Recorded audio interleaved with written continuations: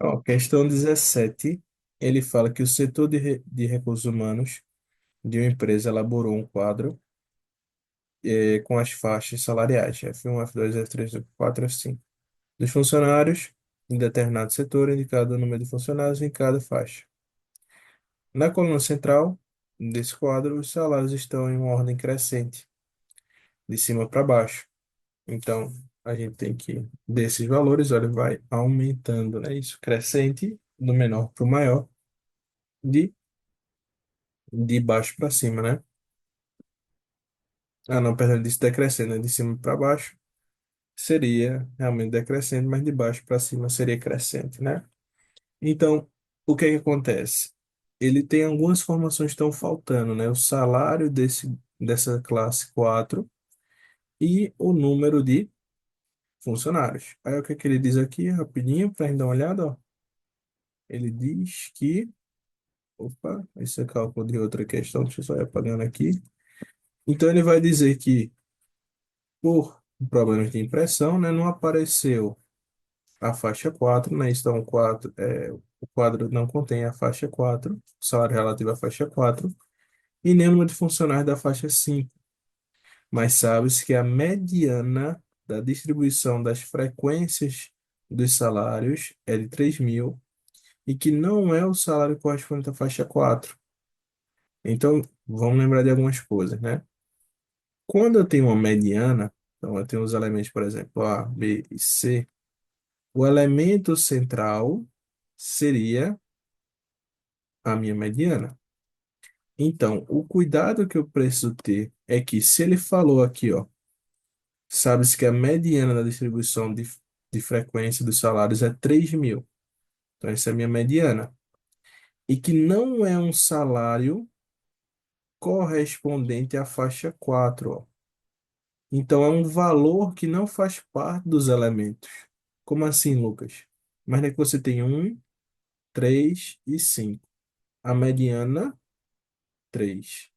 Se você tivesse agora 3, 5, 7, eu vou separar os dois, não é isso? E o valor que fica no meio seria 3 mais 5, 8, né? Então, dividido por 2, 4. Então, o termo central aqui não seria nenhum valor que está nos dados que a gente encontra. Então, isso só pode acontecer quando a mediana tiver uma quantidade de elementos par. Veja, no primeiro exemplo, 135 é uma quantidade ímpar. Toda vez que tiver uma quantidade ímpar, só vai ter um valor. E aí esse valor tem que estar no grupo que a gente está analisando. Tem que estar na nossa amostra. E quando a gente tem um valor par, como a gente faz a média, né? Então a gente soma e divide pela quantidade, a gente acha um valor que pode estar entre eles. E aí, o que é que acontece? Pode estar entre eles, mas pode também ser ele. Um exemplo que pode acontecer de ser ele, né? 3, 3, 5. Os dois valores aqui são iguais. Quando a gente somar, se fizesse a média, daria 3. Então, pode acontecer de ser um número que está, mas também pode acontecer de ser um número que não está. Beleza? Como aqui na situação que ele está falando, ele disse que foi uma situação que não apareceu. Se não apareceu, né, se não é um dos valores, né, não é um dos dados, então isso só acontece quando a mediana é par. Então, para achar os valores, né, numa mediana par, você pode ter tanto o valor realmente que a gente tem lá nos dados, quanto não ser um dos valores que está nos dados. Beleza? Então, na situação par pode acontecer os dois. No ímpar, não. Só pode acontecer de ser um valor que está lá. Então, por conta disso, a gente já vai poder afirmar que a quantidade de funcionários é par. Se você olhar nas alternativas, ele diz que a quantidade pode ser 5 ou 4. Aí vamos lá. Como é que eu vou saber se é o 5 ou se é o 4, Lucas? E aí eu lembra sempre que, em casos de estatística, principalmente, é importante você ir jogando com as alternativas a seu favor, né? Então, nessa situação, você vai perceber que tinha a quantidade de funcionários 1, 3, 6 e 6. Então, ó, Um mais 3 4 com 6 10 com 6 16. Se eu tivesse o número 5, meu total de funcionários seria 21. Se eu tivesse 4, quando eu somasse todos os dados, seria 20, que é um número par. Então aqui com certeza tem que ser 4. Pelas situações que a gente encontrou, com certeza seria o 4, porque o total de funcionários é 20, que é um valor par. Beleza, Lucas, achamos que o valor é par. Se eu quisesse achar qual é a mediana, o que é que eu vou ter que ter cuidado? Nota que essa situação é uma situação que seria um tipo de cálculo da média, que seria uma média ponderada, né? Por quê? Você tem o grupo, né? Então, a classe e o seu valor. Então, o funcionário um tem esse valor. E aqui é o número de funcionários, é quantas pessoas recebem aquele valor. Então, a repetição de elementos, isso seria, o número de funcionários seria equivalente à frequência. E a frequência tem papel de peso, né? Então, esse peso seria a frequência. Então, é como se fosse fazer um cálculo de média ponderada.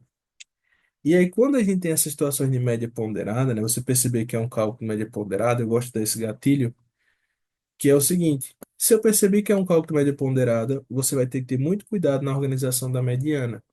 Por quê? Não são 20 elementos.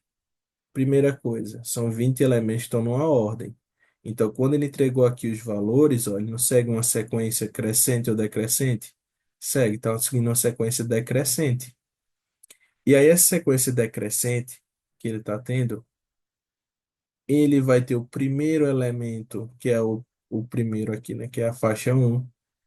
Aqui ele vem com mais três elementos, então ele vai ter a primeira posição, a segunda, a terceira e a quarta, não é isso? Então eu consigo achar a posição que vai estar a minha mediana. Como? Se são 20 elementos, eu divido por 2, vai estar na posição 10 e 11, né? Porque lembra, feito, a gente já deu um exemplo aqui, ó.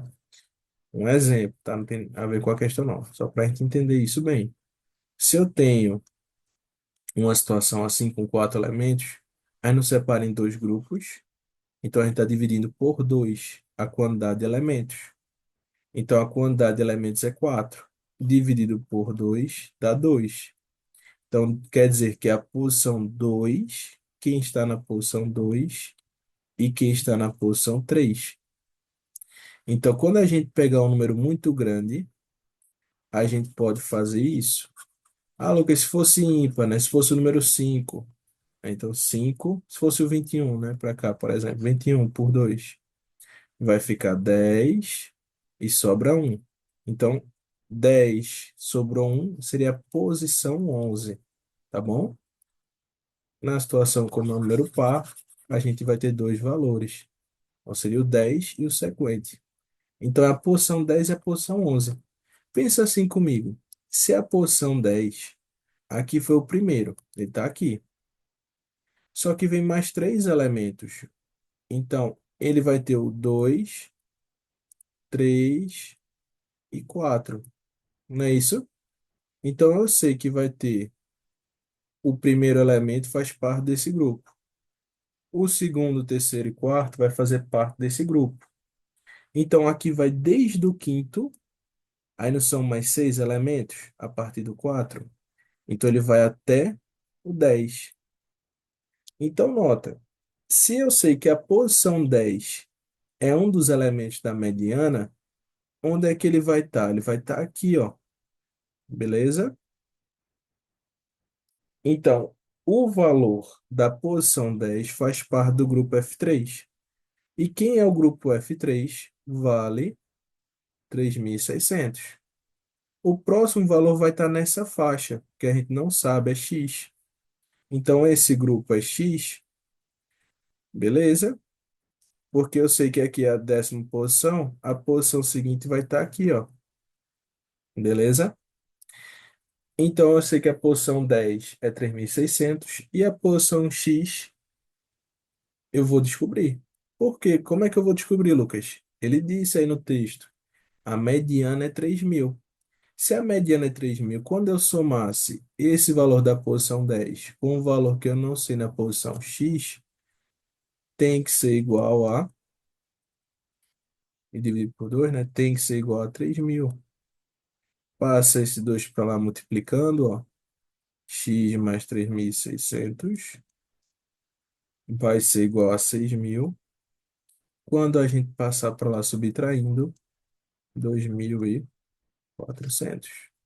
Resposta, deixa eu ver aqui qual é o gabarito da questão. Então, cadê?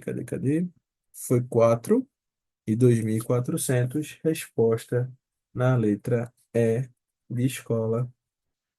4 funcionários e 2.400 sendo aquela faixa que a gente não sabia.